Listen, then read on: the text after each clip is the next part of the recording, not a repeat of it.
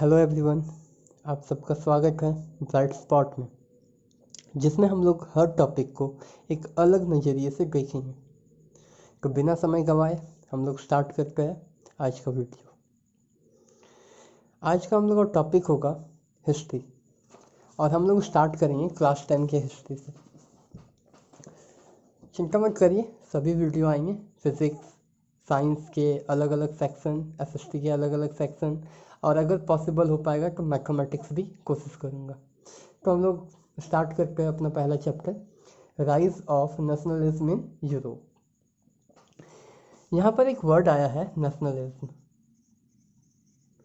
Nationalism का अर्थ होता है, नेशनलिज्म एक भावना है, फीलिंग है अपने देश के प्रति, अपने कंट्री के प्रति, कि जिसमें हम अपने देश के बारे में कुछ भी बुराई नहीं सुनना चाहेंगे, देश के लिए मरने मिटने को तैयार होंगे, और अगर कोई हमारे देश के खिलाफ कुछ बोलेगा तो उसे मार देंगे। और ये जो भावना है, बताना चाहूँगा आप सबको, सबसे पहले यूरोप के फ्रांस में आई थी। अगर आपने क्लास 9 की थोड़ा हिस्ट्री को पढ़ा है तो आपको पता होगा कि क्लास 9 का पहला चैप्टर था फ्रेंच रेवोल्यूशन, जहाँ पर इसका जिक्र हुआ था। इसी तरह से एक और वर्ड होता है पैट्रियोटिक या पैट्रियोटिज्म, जिसका मतलब होता है, इसका भी मतलब सेम होता है, love for the country. But यहाँ पर क्या होता है कि हम लोग अपने देश के बारे में बुराई को सुनेंगे और कोशिश करेंगे उन बुराइयों को ठीक करने का। तो दोस्तों आप बताइए, आप नेशनलिस्ट है या पैट्रियोटिक? नेशनलिस्ट माने वैसे लोग जो कि अपने देश के बारे में कुछ भी बुरा नहीं सुनेंगे, अगर कोई बुरा बोलता है तो उसे मार देंगे। और पैट्रियोटिक माने वैसे लोग जो अपने देश के बारे में बुराई अगर कोई कर रहा है तो उसको एक्सेप्ट करेंगे, और जो है हम क्या करेंगे, उसको ठीक करने का प्रयास करेंगे। ओके, क्लियर है दोस्तों? आगे बढ़ते हैं। ठीक है, तो ये वाला चैप्टर को समझने से पहले तो 9 का फर्स्ट चैप्टर अगर आपको याद होगा तो था फ्रेंच रेवोल्यूशन, जहाँ पर हम लोग ने जाना कि कैसे फ्रांस में एक बहुत ही निर्दयी और निरंकुश राजा था लुई 16, जिसने पूरा कराही पूरा तबाह करके रख दिया था फ्रांस को, और लोगों पे बहुत अत्याचार कर रहे थे। समाज 3 भाग में बटा हुआ था, और भी बहुत सारे फैक्टर्स थे, वो सब आप अपलोड करूंगा, है ना। 10 के वीडियोस हिस्ट्री के खत्म होने के बाद 9 में भी आऊँगा, डोंट वरी। आप लोगों को थोड़ा सा बेस के लिए भी कर रहा हूँ। ओके, चलिए आगे बढ़ते हैं। तो बहुत अत्याचार कर रहे थे, तो ये सब अत्याचार, है ना, एक ना एक ऐसा समय आता है जब लोग अत्याचार से ऊपर उठ जाते हैं और विद्रोह कर देते हैं। और इस विद्रोह का सबसे खास बात ये था कि ये पूरी दुनिया का पहला ऐसा विद्रोह था जो देश में किसी राजा के खिलाफ हो रहा था, उसके बहुत ही अत्याचार के कारण। और ये विद्रोह का स्टार्ट होता है 14 जुलाई 1789 माने 1789 में। ठीक है, और इसमें क्या होता है, लोगों का जीत होता है, और लोगों को हम लोग यहाँ पर रेवोल्यूशनरीज बोलेंगे। ठीक है, या ठीक। और राजा को 1792 में फांसी दिया जाता है और उनका अंत होता है। ठीक है, अब सवाल ये उठता है कि फ्रांस में क्या होगा। तो फ्रांस में जो रेवोल्यूशनरीज थे, जो लोग ये चाह रहे थे कि फ्रांस, है ना, राजा के अत्याचार से दूर हो, हट जाए, उससे बचने के लिए या फिर उसको हटाने के लिए उन्होंने जो इतना सारा विद्रोह किया, इतना सारा रेवोल्यूशन किया, अब वो चाह रहे थे कुछ। और यहीं से स्टार्ट होता है क्लास 10 का हिस्ट्री। क्लास 10 में हमें देखना है क्या क्या चेंजेस हमको देखने को मिले फ्रेंच रेवोल्यूशन के बाद, माने राजा के डेथ के बाद। तो ऑब्वियस है, जो रेवोल्यूशनरीज थे उन लोगों ने कुछ चेंजेस लाया होगा, है ना। तो वो चेंजेस कुछ ऐसे थे। पहला चेंज क्या किया गया, ऑब्वियसली मोनार्की खत्म हो चुकी थी और अब राज कॉमन पीपुल के हाथ में आ गया। ये था पहला चेंज। मोनार्की मैंने, आप समझते होंगे, राजा का शासन, जहाँ राजा शासन करता है। ठीक है, सेकेंड चेंज जो आया वो था सेंट्रलाइज किया गया आपके एडमिनिस्ट्रेशन को, है ना। इसका क्या मतलब है? इसका मतलब ये है कि जैसे अगर हम भारत की परिप्रेक्ष्य में बात करते हैं, तो भारत के संदर्भ में भारत को देख के बात करते हैं, है ना। माफ करिएगा, मेरा हिंदी थोड़ा वर्ड्स हार्ड हार्ड होता है ना। आपको समझना है तो कमेंट में पूछ लीजिएगा जो भी वर्ड आपको समझना है तो, ओके।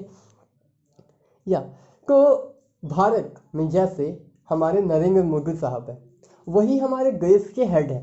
अगर वो कुछ भी ऐलान करके या फिर कुछ भी बात बोल देते हैं तो वो पूरे देश में लागू हो जाता है। जैसे मैं एक आपको उदाहरण देता हूँ, जैसे उन्होंने, है ना, डेट आपको याद दिलाना चाहूँगा, 8 सितंबर को एक 8 सितंबर या 8 नवंबर को उन्होंने एक अनाउंसमेंट किया था, भाइयों बहनों आज रात ठीक 12 बजे से 500 और 1000 के नोट बंद। तो उन्होंने ऐसा कहा और अगले दिन से आपने देखा कि किस तरह 500 1000 के नोट को बैंक में जमा करने के लिए, उसको खत्म करने के लिए लोग कैसे भीड़ लग गया था, है ना। तो वही है, एडमिनिस्ट्रेशन को सेंट्रलाइज करना जिससे क्या हो, एक आदमी का बात पूरे देश तक इम्पैक्ट हो, पहुंचे। तो ऐसा ही फ्रांस में किया गया, ओके। इसके बाद जो दूसरा मेन स्टेप था वो ये था कि नेशनल असेंबली को खत्म कर दिया गया और उसकी जगह में स्टेट जनरल को लाया गया, जिसके मेंबर्स को लोग चुन रहे थे, ठीक है। इसके बाद वहाँ पे एक फ्रेंच फ्लैग लाया गया जो ट्राई कलर का था, जैसे कि आप इस पिक्चर में देख पा रहे हो, ठीक है। उसके बाद वहाँ पे कॉमन लैंग्वेज बनाया गया जिसे नेशनल लैंग्वेज भी कहा जा सकता है, जो कि ऑब्वियसली फ्रेंच होगा, ठीक। वहाँ पे एक नेशनल एंथम भी कंपोज किया गया, ठीक है। इसके बाद इंटरनल कस्टम ड्यूटीज को एबॉलिश कर दिया गया, समाप्त कर दिया गया। ये क्या होता है कस्टम ड्यूटीज? क्या होता है ना कि जैसे आप समझ लीजिए, मान लीजिए आपको एक जगह से दूसरी जगह जाना है तो आपको एक बैरियर मिलेगा, है ना। बैरियर माने कि आपको उसको पार करने के लिए आपको कुछ पैसा देना होगा, तभी आपको उस पार जाने देगा, नहीं तो नहीं। जैसे कि हम लोग देखते हैं भारत में बहुत जगह जगह पर अगर आप ऑटो वगैरह में ट्रैवल करते होगे तो ऑटो वालों से कुछ पैसा लिया जाता है, कुछ जिसको रंगदारी टैक्स बोलते हैं हम लोग, है ना, कि भैया घर से जाना है तो पैसा दे के जाना होगा, ऐसा कुछ। और बोला जाता है गवर्नमेंट के है, लेकिन बेसिकली ये अनऑफिशियली होता है, ठीक है। तो ये सब चीज़ें हैं। तो ये जो टैक्स थी इसको खत्म कर दिया गया, ओके। इसके बाद यूनिफॉर्म वेट ऑफ मेजर को लाया गया। यूनिफॉर्म वेट मेजर आपको लग रहा हो ये कोई बड़ी बात नहीं, बहुत बड़ी बात थी, है ना। इसको हम एक एग्जांपल से समझाते हैं।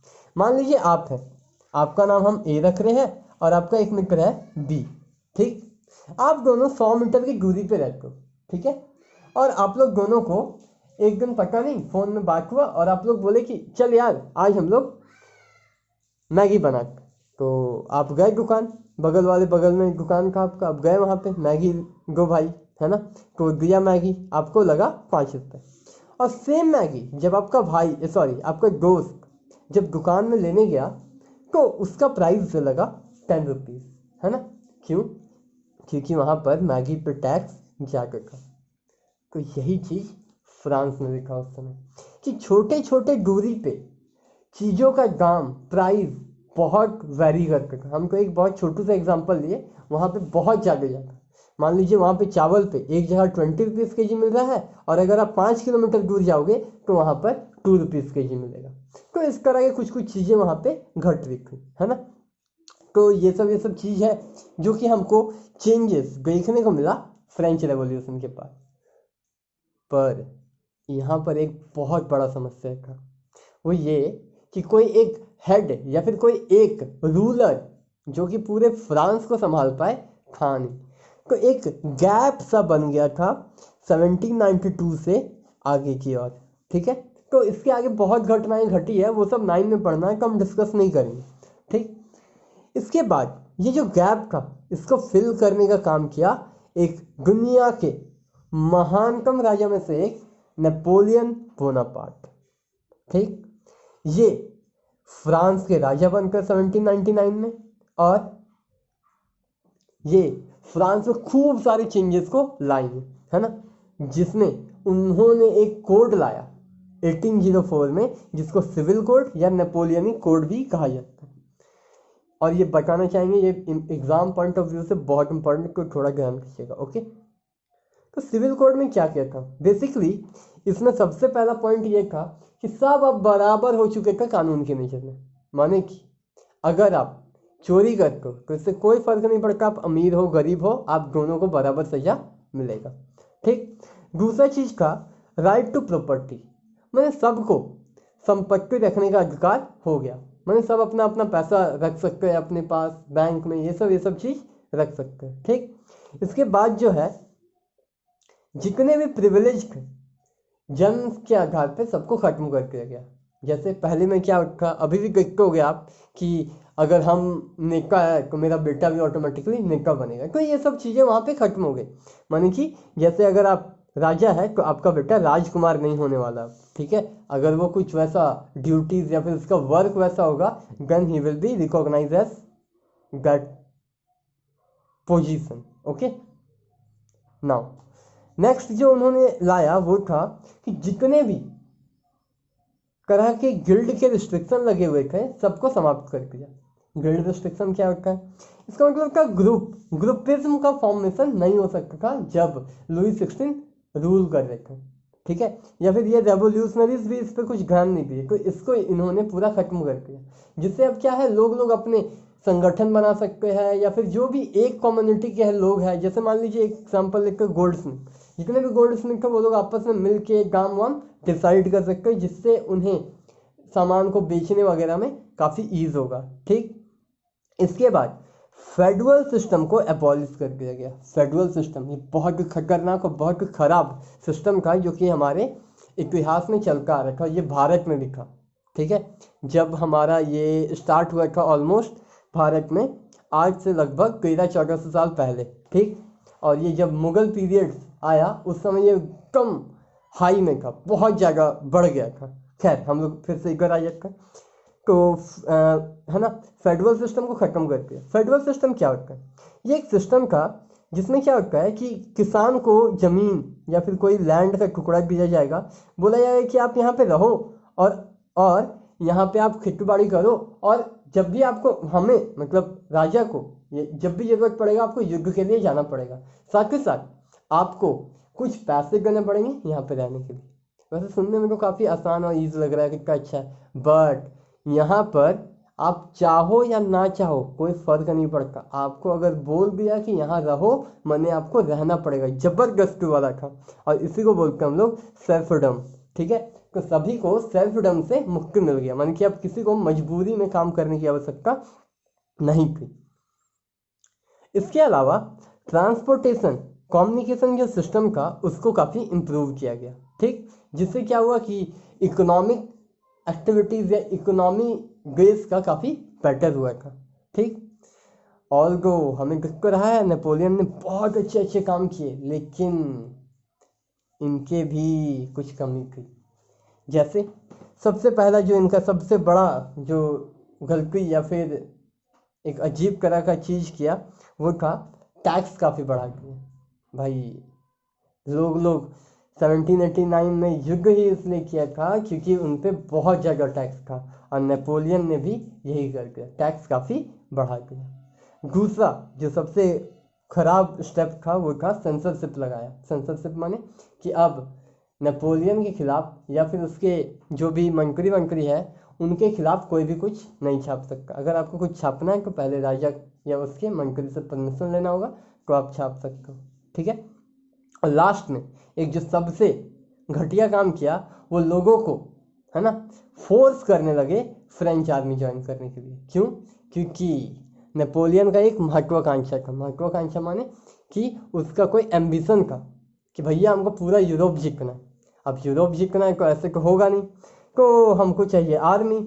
आर्मी कहाँ से मिलेगा भैया, देश में लोग हैं सब आर्मी में भर्ती हो, नहीं होना चाहते फिर भी हो।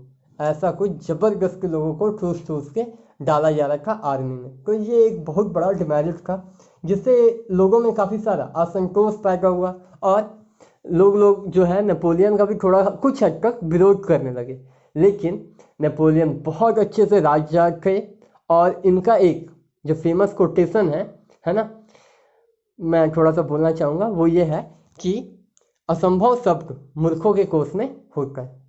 ठीक है, खैर इसके बारे में अब यही बताना चाहेंगे। 1859 में नेपोलियन अपनी आखिरी लड़ाई 1815 में लड़कर वाटरलू का, जिसमें उनसे 4 देश मिल के लड़ाई करते हैं और आखिरकार नेपोलियन का अंत होता है और 1821 में नेपोलियन माने उनका डेथ हो जाता है किसी डिजीज़ के कारण। निमोनिया हो जाता है उन्हें और इसके कारण उनका डेथ हो जाता है। ठीक है, तो ये था हमारा आज का पहला लेक्चर, है ना, जिसमें हम लोगों ने देखा कि किस तरह से फ्रेंच रेवोल्यूशन के बाद रेवोल्यूशनरीज चेंजेस लाए। फिर हमने नेपोलियन के बारे में जाना कि क्या क्या चेंजेस उन्होंने लाया, सिविल कोड क्या था, इसके बारे में जाना, है ना। आगे इसी तरह हम लोग के साथ बने रहिएगा, हम लोग नेक्स्ट वीडियो में फिर से मिलेंगे। तब तक के लिए खुश रहिए, मुस्कुराते रहिए, ख्याल रखिए।